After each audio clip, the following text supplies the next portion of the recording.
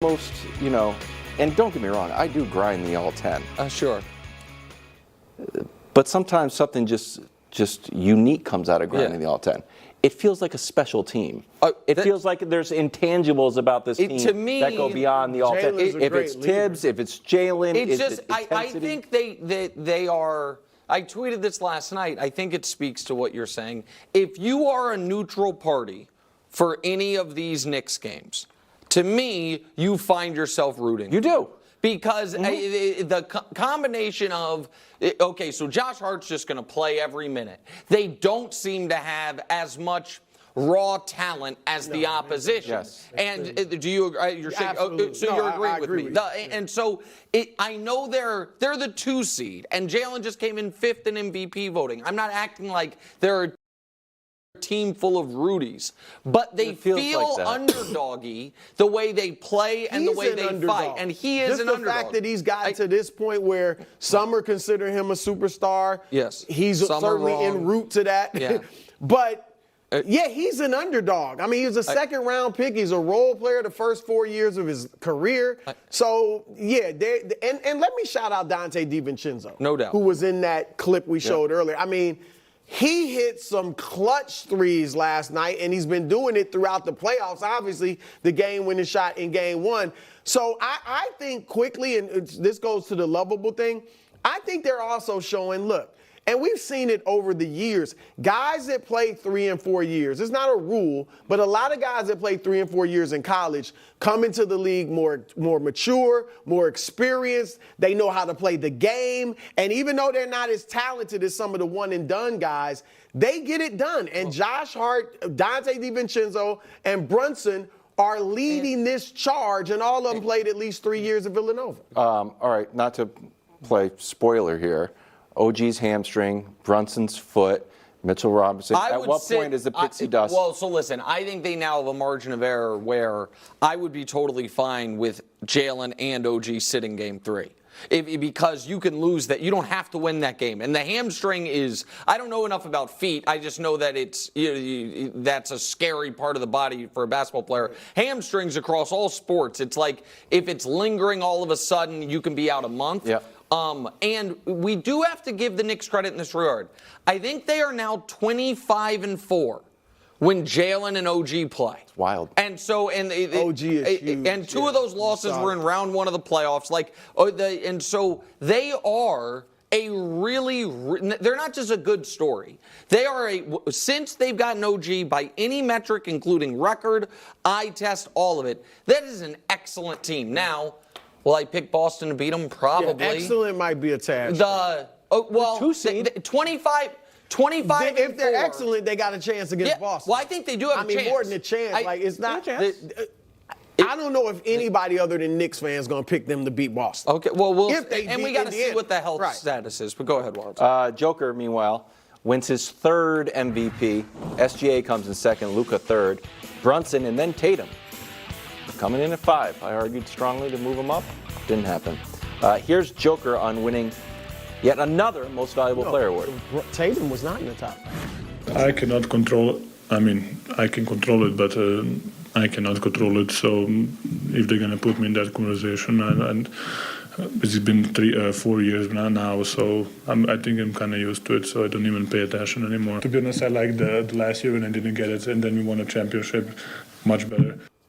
Okay, so this is the company that he's in now with 3, Magic Bird, Moses, Joker. He also said he liked it last year. I mean, a little tongue-in-cheek there, Brew. Let that doesn't sink win in. the MVP, Yeah. but wins the championship. Does winning MVP put more pressure on it? It has to. I'm going to quote Mike Tomlin.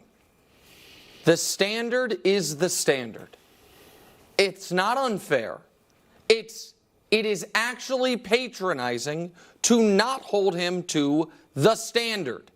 The standard of being an MVP, of being a multi-time MVP, and now being in that hallowed group. Those are 7 of the most legendary legends ever, plus I think the most historically underrated player ever in Moses, and now and Joker, who, because I don't think a lot of people would consider Moses a legend of the legends like Bird, but if Moses was The worst three-time MVP ever. And so now Joker's a part of it. And he is also already a part of some unfortunate groups when it comes to when you win the MVP, how do you do? If we show you complete list of guys the last 40 years, I guess we don't have full screens. Right. I'll just tell you. My apologies. The complete list of guys the last 40 years to be swept the season they won MVP. Joker already, and Magic in the finals going for a three-peat when he got hurt. Magic got hurt 89. 5 minutes into Game 3, got swept. But that's it. You talk about the fewest playoff wins the season you won MVP. It's happened 7 times where guys win 4 or fewer. 2 of them are Joker already, and now this year, if they get swept, it happens again. You're Go. No, you're just kicking around like they're going to get swept. It's very rarely that the. Okay, no, it's more likely that he does not get swept than he gets swept. Vegas says it's an exact coin flip. I don't care. I do not care one iota what Vegas says. Hold on. One iota. Okay, that's fine. But he's already, maybe you misunderstood what I said at the beginning. He already has been swept. That was the Jamal. So you are saying the pressure for this year? Of course. Okay. He's the MVP. It's round 2 against a team led by a 22-year-old. Of course. Would there be a lot of pressure in this situation on pick anyone else on that list? Well, I feel you. But the last 8 MVPs have failed to win the title that year.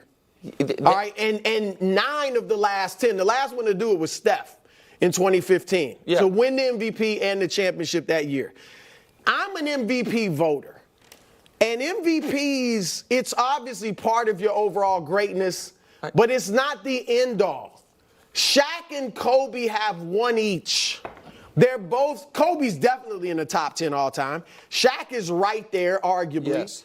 And Steve Nash has 2. But the fact that he's got 3. No, my point is that you can't just say because you have certain number of MVPs, you got to do this. Because Steve Nash got 2 and never even played in the finals. No, I agree, but don't you think that it's fair to say that it's one thing to not win the title, it's another thing to go out in round 2 as the favorite. I don't really, that's fine. I'm just saying he's already also, look, Wilt won 2, has what, 5 MVPs? Yes. He won 2 championships, 5 years apart. The second one, he was the 4th leading scorer on the team. Yeah. Now, he was still very good with those Lakers, but he was the 4th leading scorer. That's kind of haunted him. But my point is that this grouping, he needs to win more championships. But like you said, Moses only has 1. Yes. And he went to another finals, but he has his 1 with Dr. J. Moses went to that team.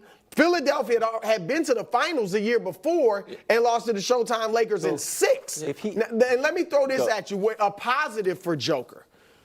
Because I'm just saying it's balanced out. Joker is the only MVP ever to win a championship without an all-star starting teammate. Yes. So that's a check, positive check 100%. on him. No one else can say that. LeBron had stacked teams. Yeah. Jordan had other Hall of Fame. Like, they all had much more talent around them than he has. So that's something you got that balances things out. Go ahead, Wild. I'll support you, and I'll ask you this question. If he plays phenomenal next year, better than this year, and you look at by the numbers, probably deserves his 4th MVP, which would be tied with LeBron, but he doesn't get to the finals this year. Are we going to give him a 4th MVP? Like, man, we're giving him 4 MVPs, and he's got the finals once and won. I don't think it seems like his MVPs are capped after this, unless you have playoff success. Well, SGA is going to enter next season with a head start on the MVP. Okay. Well, just like Joker entered this season with a head start. I don't know. Anthony Edwards might enter next season with the biggest head start. You know what I mean? Yeah, that's fair. But Anthony Edwards, SGA, maybe Luka. He passed. Jokic would have to be so far out in front of everybody. But here's the thing. He's not capped because he's at 3. Yeah, if he wins the championship. Right. He's capped if they get bounced this round and he's at 3. What about next round? Then yes. If they get bounced next round, maybe not. Because it's going to take what people are What I am saying, because I saw all the folks, the moment they lose a game 2, they're like, oh, all the Jokic haters are going to be back out. Guys, I don't think there are actually Jokic haters anymore. And there's not a person out there that's like, guy's not good.